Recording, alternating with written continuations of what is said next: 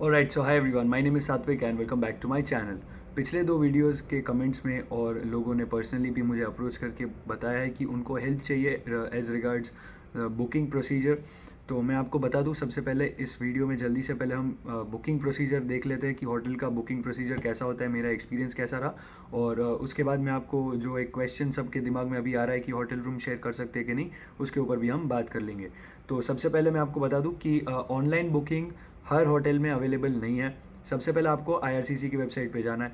IRCC की website पे जितने भी पोर्ट ऑफ एंट्री अभी खुले हैं उनके यहाँ पे एयरपोर्ट्स के नाम लिखे हैं और उन एयरपोर्ट्स के नीचे जितनी सारी होटल्स हैं उनके सारे नाम लिखे हैं। ठीक है, ये सबसे पहला स्टेप। अगला स्टेप ये है कि आपको होटल के जो नाम है उसके आगे देखना है कि ऑनलाइन बुकिंग अवेलेबल लिखा है या नहीं लिखा है।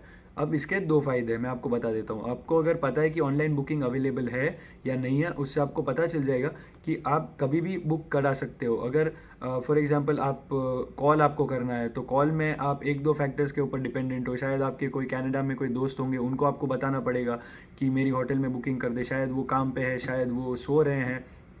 इन एनी केस आपको ऑनलाइन बुकिंग अगर कराना है तो मैं सजेस्ट करूँगा कि मेक श्योर कि कोई भी मिस्टेक ना हो। दोनों में प्रोसीजर सेम है। सबसे पहले मैं बता दूं, जब मैं हॉलीडे इन बुक कर रहा था तो मैंने दोनों ही चीज़ें साइमल्टेनियसली चालू कर दी थी। मेरा साइड में लैपटॉप पे पोर्टल भी खुला था जहाँ पे बुकिंग की सारी डिटेल्स मैंने रख दी थी। उसके बाद मैंने फिर इनको कॉल किया। अब इनका नंबर कौन सा है मैं आपको बोल देता हूँ और डिस्क्रिप्शन में वापस लिख भी लूँगा। +1800 294 8253। अब आपके सामने मैं इनको एक कॉल लगाता हूँ। जैसे ही रिसीवर उठाएंगे वो आईवीआर, मैं कॉल कट कर दूंगा। Thank you for calling the Government of Canada's Authorized Accommodation Booking Service. Merci d'avoir appelé le service de réservation d'hébergement autorisé du gouvernement du Canada.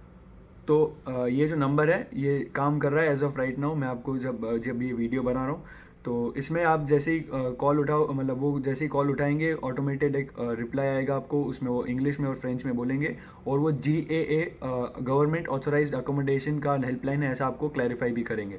अब आप यहाँ से भी बुक करा सकते हो, ऑनलाइन भी करा सकते हो। मैंने यहाँ से बुक कराया था इस नंबर पे कॉल करके। इस नंबर पे कॉल करके आप अगर बुकिंग कराओगे तो प्रॉब्लम ये होगा कि आपको एक एक लेटर उनको बोलना पड़ेगा। उनको एक एक लेटर समझ में आएगा नहीं आएगा और फिर मिस्टेक होगी उनसे। ये मेरे साथ हो चुका था। मेरे जो पहले मुझे जो रिजर्वेशन का कंफर्मेशन आया था उसमें उसने मेरे नाम में मिस्टेक कर दी थी। फिर मुझे वापस होटल को कॉल करना पड़ा, उनको रेफरेंस नंबर दिया और उनको मैंने बताया कि मुझे एक और आप बुकिंग का कंफर्मेशन भेजो जो मेरे पासपोर्ट के साथ मैच कर रहा हो, ताकि मैं बॉर्डर पे दिखा पाऊँ। तो ये पहली बात है। ऑनलाइन और ऑफलाइन दोनों, आई मीन ऑन कॉल, दोनों चीज़ें अवेलेबल है। आपको कौन सी होटल में जाना है ये आपको पहले चेक करना पड़ेगा। कुछ होटल्स ऐसी है जो कंफर्ट इन जैसे, जो इस महीने के लिए मतलब काफ़ी डेट्स के लिए ऑलरेडी बुकड हो चुकी हैं। तो जो अफोर्डेबल होटल्स है वो शायद आपको मिले ना मिले, इसलिए आपको थोड़ा जल्दी कराना पड़ेगा। और जल्दी कराने में प्रॉब्लम ये है कि शायद अगर फ़्लाइट में कैंसिलेशन आएगा तो इसका जो रिजर्वेशन होता है वो नॉन रिफंडेबल होता है, होटल का रिजर्वेशन। तो इस पे मैं आपको यही बताना चाहूँगा कि बहुत जल्दी भी मत कराओ। चाहे थोड़ी महंगी पड़ जाए आपको ticket, I mean reservation, but बहुत जल्दी भी मत कराओ। थोड़ी सी जल्दी कराओगे तो चलेगा, बहुत जल्दी मत कराओ। और ऐसा भी मत करो कि बिल्कुल फ़्लाइट के कुछ दिन पहले आप करा रहे हो, क्योंकि आपको अराइव कैन में भी डेटा अपलोड करना पड़ेगा। तो ऐसी बात है कि यहाँ पे कॉल में टाइम लग जाता है। तो आप ऑनलाइन भी कर सकते हो अगर आपकी होटल ऑनलाइन प्रोवाइड करती है, बट उस टाइम पे आपको 100% अटेंशन वहीं पे रखना है कि पासपोर्ट के साथ मैच कर रहा है डिटेल्स, कोई भी मिस्टेक ना हो। अब रिजर्वेशन आपने कर लिया 3 रात का। मैं आपको एक एग्जांपल और दे देता हूँ, अगर किसी को दिमाग में डाउट हो तो उनको भी क्लियर हो जाए। सबसे पहले फॉर एग्जांपल आप लैंड कर रहे हो 15 मार्च को, सुबह आपकी फ़्लाइट है, सुबह आप 9 बजे यहाँ पे लैंड कर रहे हो। तो अब आपका चेक इन उस दिन पे होगा, तो आपकी पहली तारीख होगी 15 मार्च। और इसमें आपको 3 दिन नहीं करना है, 3 नाइट्स स्टॉप ओवर है, तो ध्यान में रखना है इसको 3 nights. So 15th night, 16th night and 17th night, ये 3 नाइट ख़त्म हुई तो आपकी चेकआउट डेट होगी 18th। तो मैंने फिर भी ये बता दिया है, आपकी जैसे भी डेट्स हो आप इस हिसाब से कैलकुलेट कर सकते हो।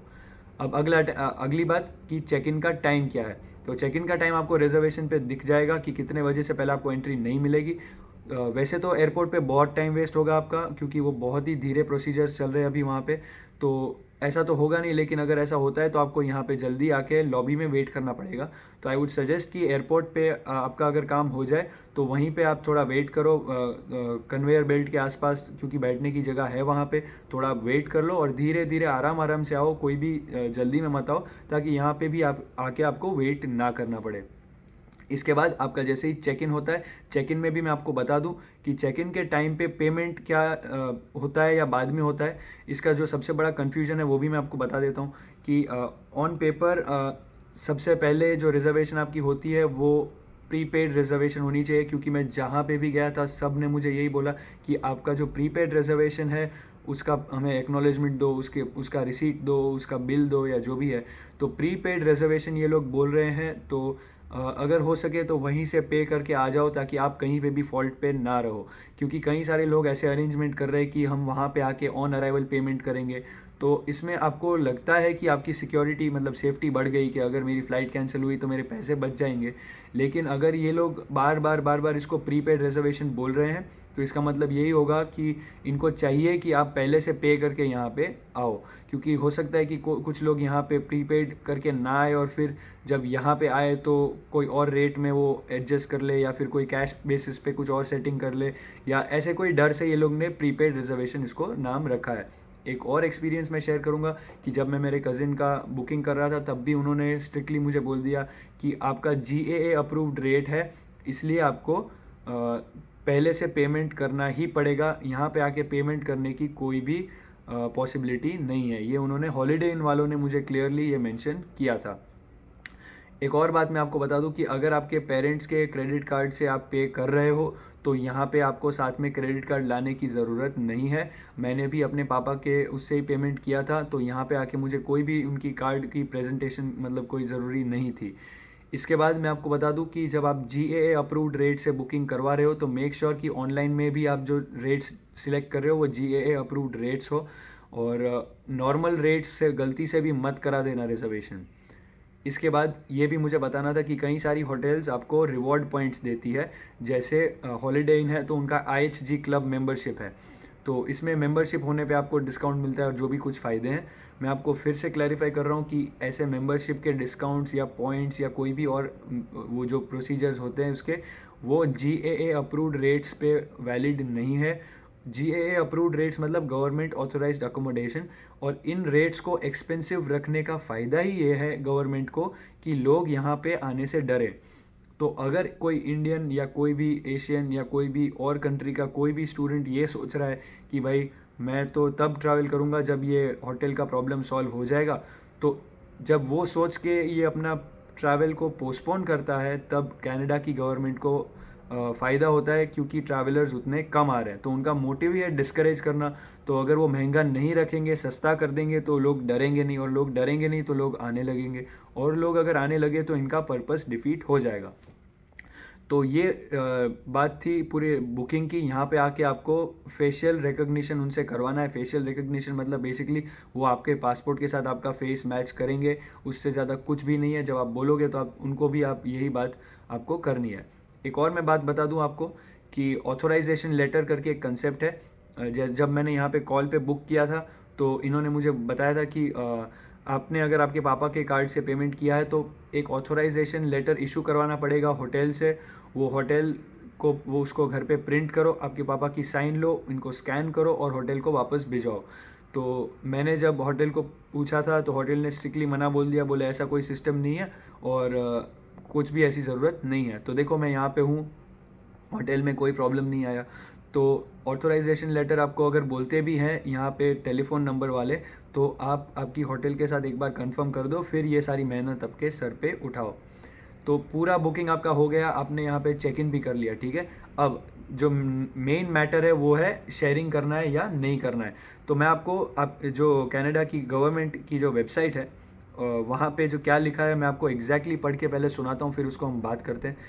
कैन ट्रैवलर्स शेयर अकोमोडेशंस, ठीक है। If so would the price be reduced. सबसे पहली बात, people who live in the same house hold, people who live in the same household may stay in the same hotel room if traveling together। मतलब दो conditions यहाँ पे दिख रही है हमें। सबसे पहले कि if they stay in the same house hold, और दूसरी condition if travelling together. Room rate will include base room rate plus an additional fee for each additional person staying in the room। तो ये इन्होंने बता दिया। Difference बहुत नहीं आएगा, मॉनेटरी डिफरेंस बहुत नहीं आएगा, लेकिन जब इनकी वेबसाइट पे क्लियरली लिखा है कि people who live in the same house hold may stay in the same hotel room if travelling together, तो यहाँ पे दो कंडीशंस ऑब्वियसली हमें दिख रही है। तो देखो, मैं आपको सजेस्ट करूँगा कि $100-200 के लिए आप कोई भी रिस्क मत उठाओ। जब यहाँ पे लिखा है तो उसको फॉलो करो। अब वो रियल में अप्लाई होता है या नहीं होता है, वो मेरे बाद जो लोग चेक इन करेंगे, मतलब ये जब रूल आया उसके बाद जो लोग चेक इन करेंगे वही आपको बता पाएंगे कि प्रैक्टिकली कितना ये इम्प्लीमेंट हो रहा है या नहीं हो रहा है। लेकिन मैं अगर आपकी जगह पे होता तो मैं बिल्कुल भी रिस्क नहीं लेता। मैंने जिस तरीके से अभी अकेला क्वारंटाइन किया है उसी तरीके से मैं अगर अकेला क्वारंटाइन करूँगा और करता। तो please don't break any rules. आप इतनी मेहनत करके यहाँ पे आ रहे हो तो $100-200 के लिए आप पूरी मेहनत पे पानी मत फिराओ, या फिर आपके आने का एक्सपीरियंस थोड़ा बेटर हो सकता है आपको अलाउ भी कर दे आपकी सिचुएशन को देख के। लेकिन फिर क्या मतलब है जब आप पहले ही दिन पे आ रहे हो और आपको किसी के सामने हाथ जोड़ने पड़े, रिक्वेस्ट करनी पड़े या कुछ भी डर के बात करनी पड़े। So don't worry at all. आप कुछ $100-200 आप यहाँ पे जब कमाना शुरू कर दोगे, you will easily recover all that. And don't worry about all this. पहले आपकी सेफ्टी, पहले आपकी सिक्योरिटी, पहले यहाँ के रूल्स एंड रेगुलेशंस। तो उसके हिसाब से मैं आपको सजेस्ट करूँगा कि क्योंकि यहाँ पे लिखा है you should not quarantine together, हो सके तो अपने खुद का क्वारंटाइन आप करवा दो। तो बेसिकली यही सारे क्वेश्चंस मुझे आए थे रिजर्वेशन को लेकर के, होटल रिजर्वेशन को लेकर के। मैं फिर से समराइज़ कर देता हूँ कि आप दोनों ऑनलाइन एंड ऑन कॉल दोनों बुकिंग करवा सकते हो। ऑन कॉल का नंबर मैं नीचे यहाँ पे दे रहा हूँ। जब भी आप ऑनलाइन बुकिंग करवा रहे हो मेक श्योर कि पासपोर्ट के साथ आपकी डिटेल्स मैच करे। उसके अलावा जब आप होटल रूम का रेट डिसाइड करते हो तो make sure GAA approved rate आपने सिलेक्ट किया है।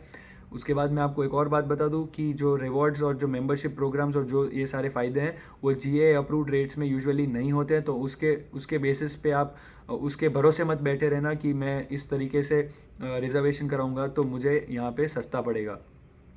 और बस यही है कि रिजर्वेशन अगर आप करा रहे हो तो अकेले का ही कराओ, क्योंकि अभी जो इन्होंने अपडेट किया है वेबसाइट पे उन्होंने दो कंडीशंस दी है कि जो सेम हाउस होल्ड में रहते हो और जो सेम फ्लाइट में आ रहे हो, मतलब ट्रैवलिंग टुगेदर, वो लोग साथ में शेयरिंग कर सकते हैं। तो इसके अलावा अगर आपको कोई भी क्वेश्चंस है तो please drop them in the comment box and I hope this video helps you. Thank you so much.